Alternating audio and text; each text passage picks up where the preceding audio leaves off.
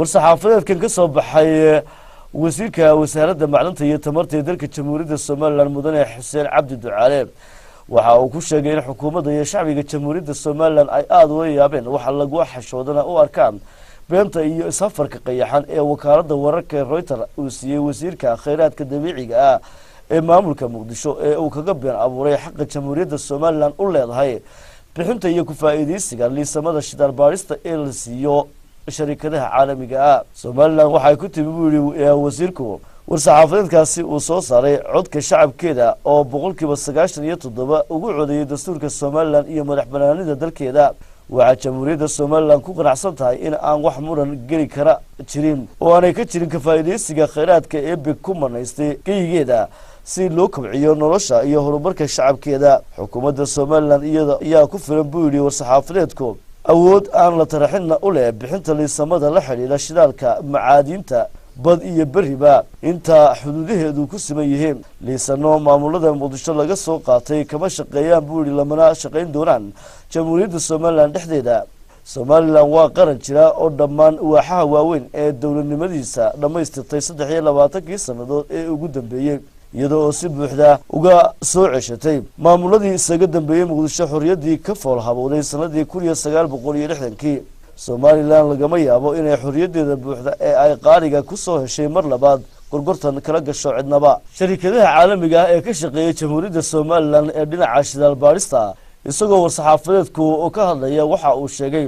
inaanay ahayn kuwo ay ku cusub tahay xaqiiqada dhabta ah ee jamhuuriyadda Somaliland ku hana qaaday iyo tan habowsan ee muqdisho wali ku sugan tahay toona. waana shirkado iyaga oo ku qanacsan jiritaanka iyo awoodaha sharciyeed ee jamhuuriyadda Somaliland la galay heshiisyo faa'iido qaybsi ah oo waafaqsan shuruucda caalamiga ah. shirkaduhu horena ogolaansho uma weydiisan maamulka taagta daran ee muqdisho haddana kuma tala jiraan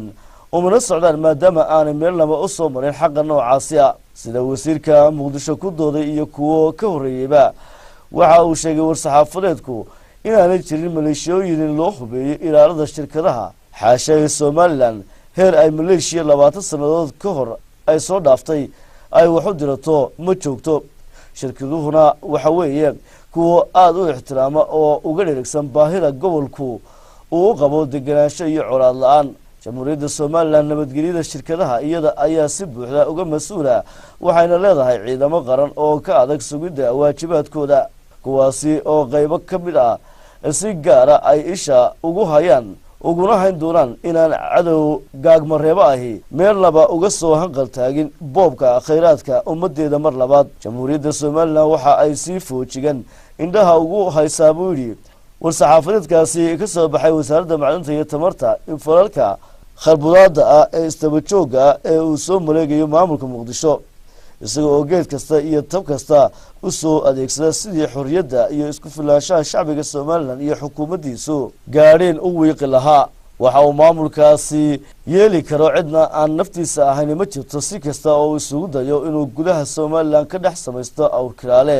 oo ugu soo daldalo hub amba uga been abuuro awoodaha aanu meelna u soo marin ee uu isleeyahay kuwii dhasaab aragtida caalam indhihiisu u furan yahay mucjisada dunida cusub ee Somaliland. jamhuuriyadda Somaliland qiimeyn buuxda ayay ku sameynaysaa waxyeelada falalkaasi ku yeelanayaan wada hadallada u socday labada dal ee Somaliland iyo Soomaaliya iyo halka uu caga dhigan doono mustaqbalka xiriirka labada dhinac. wasaaradda macdanta iyo tamarta jamhuuriyadda Somaliland waxa ay uga digaysaa gabagabadii maamulka muqdisho inuu soo fargeliyo arrimaha u khaaska ah jamhuuriyadda Somaliland iyo shacabkeeda miigan iyadoo oo farta lagu fiiqayo maamulkaasi inuu tiisa ku filaado daryeelka shacabkiisana hoos u eego colaad iyo eedaad dambe oo haatan ka fogna aanu u horseedin. ma jira buu yiri war-saxaafadeedku aadame ay jamhuuriyadda Somaliland iyo shacabkeeda uga idan qaadanayaan horumarinta geyigeeda iyo ka faa'iideysiga tugan ee kheyraadkeeda. iskabada maamul shalay